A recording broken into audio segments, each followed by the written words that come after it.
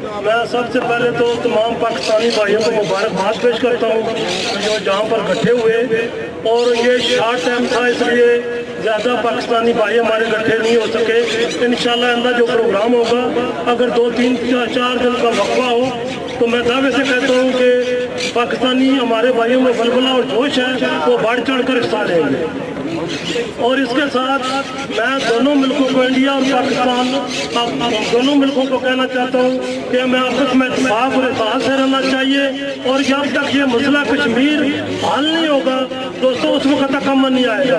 اور ہمیں چاہیے کہ مسئلہ کشمیر حل کروائیں اور پوری پاکستان، پوری دنیا کو یہ باور کرائے کہ مسئلہ کشمیر ہی وہ واحد مسئلہ ہے، جب تک وہ مسئلہ حل نہیں ہوگا امن نہیں ہو سکتا۔